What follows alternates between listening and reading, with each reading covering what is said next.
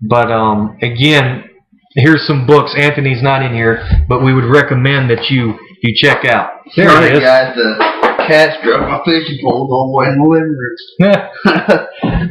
I'll let Anthony show you these books real quick. Zacharias Sitchin, guys.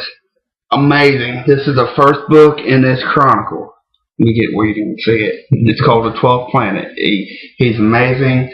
Was he the first one that translated the Samaritan text? No, but he was one of the main ones. He was one of the main ones. And not everybody agrees with him. That's okay. And Zacharias Sitchin has passed away, and he'll forever be missed. I would recommend getting the book, The Chariots of the Gods. Read that one.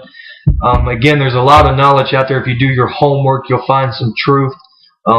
That basically Christianity is made up of sun worship. Now, I'm not denying that there was a man named Jesus Christ that walked this earth, but I am denying that this religion, Christianity, is made up of nothing more than sun worship.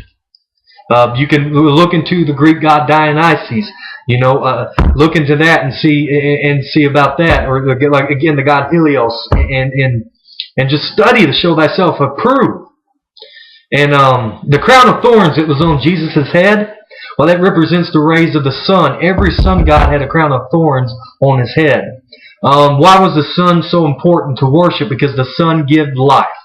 And back in the old religions, the sun would come up, and without the sun, you wouldn't get no life. Your crops wouldn't grow, just anything. There wouldn't be no plants growing, anything.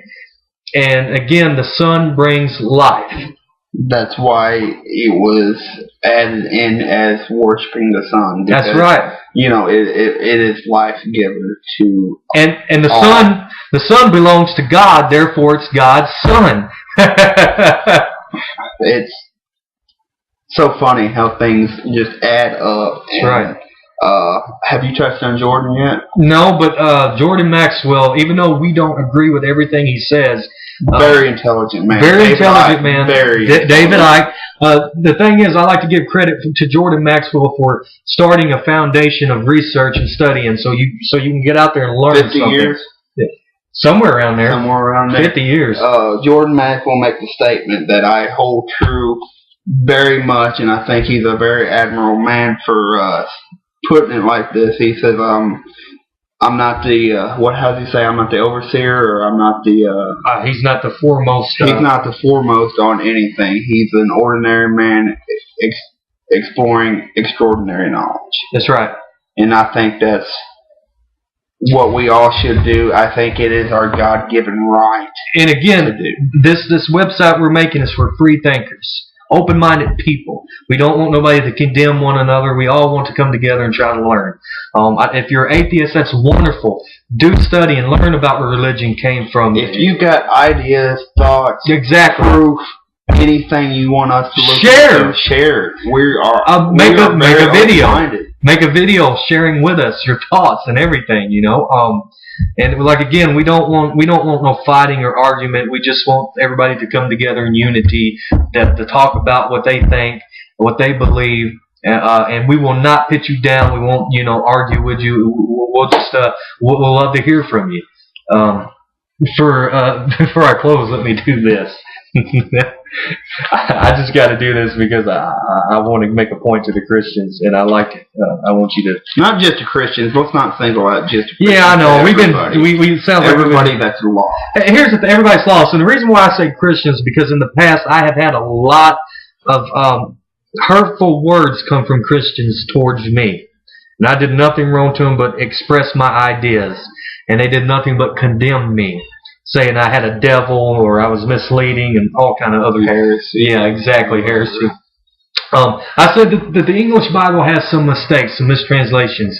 And right in the first chapter of Genesis, verses 1 and 2, there's mistranslations already in there. We'll start with, in the beginning God created the heavens and the earth.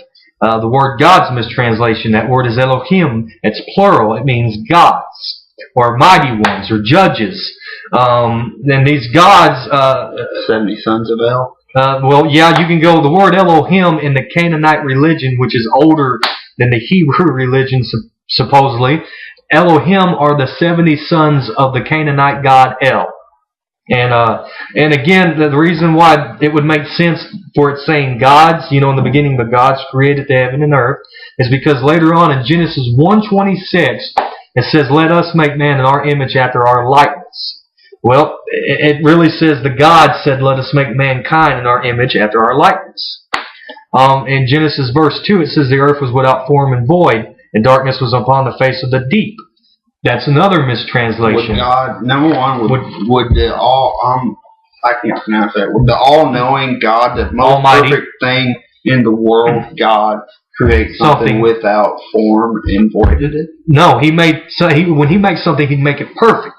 So what you got here in this translation, it should say the earth, where it says the earth is without form, it should say the earth became without form. The Hebrew word is tohu vavohu, meaning to become desolate or, without form. And something happened between Genesis 1 and 2. In verses 2. Something took place, a great disaster, and the earth became without form and void. See, if you do your research and your homework, you'll learn this stuff. And that's why I would recommend anybody who's a student of the Bible to get a Strong's Concordance and look and learn the Hebrew and the Greek. Don't be dumb. If you're sitting there reading the Bible, and I see it every day, if you're sitting there reading the Bible and you think that you're dumb and you're mistranslating and that's not what God said, whatever, don't think that. It's probably more to it. Yep. If you read something that's very confusing to you, that's because it is. Right. Do your research. Do your research and learn. It never hurts to do your homework. Anthony, this book right here is the greatest history book in the world. And there's a lot of versions out there. Let me tell you something. Google and YouTube is amazing. Your best friends. Your best friends. I'm telling you, it's not created. It's not works of the devil. You got to weed out the crap, just like you do with the Lindsay Lohan court case. I don't know how many drugs she's done this time. The Britney Spears Photoshop of her cooter. Who cares about that? You really got to weed out the crap, no matter what you're looking at. That's religion, right. Politics, Britney Spears, Lindsay Lohan, the Japan disaster, which is, our hearts go out to Japanese people, but you still got to weed out the media's bullcrap. That's right. And there is a lot of bullcrap on the web, but you learn and you learn truth. Try this. Pray to Jesus Christ, and it'll come to you if you really seek it. And again, make sense out of it. Hey, if you don't believe in a God, you're atheist. That's absolutely fine. But I still encourage you to try to pray. Look at both sides of the coin, or both sides of the, the story. But again, we don't condemn atheists, Jewish, Muslims, Christians. We don't agree with religion, but we're not going to condemn them. We disagree with them. We hate the fact that they're so closed-minded and they really judge people a lot.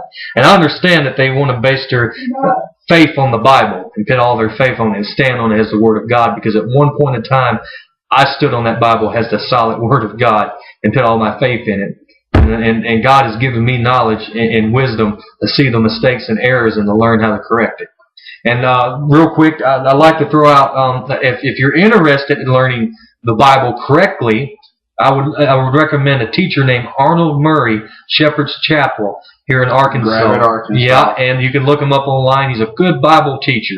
And I like how he teaches the Bible chapter by chapter, verse by verse. And there's no saying there's no reading one little part of the Bible and preaching this whole long story about your grandma or something happened in your life. He teaches you straight from the Bible what this means, what that means, and I'd recommend seeing him. And, I want to give a shout out to my friend Shake, Master Shake. On Facebook. Okay. He's a very amazing. He is. He's very knowledgeable. He is, and I believe Master Shake, Zach Wild, he kind of think he wants to hurt you over that birthday song. You really need to pay him his money over that. Anybody who's a fan of Aqua Teen Hunger Force knows what I'm talking about. I'm not. I'm sorry. He has no clue. I have no clue. I'm going to listen to the dark. But anyway, guys. Love y'all. Love y'all. Bless Shalom. you. And until next time, guys.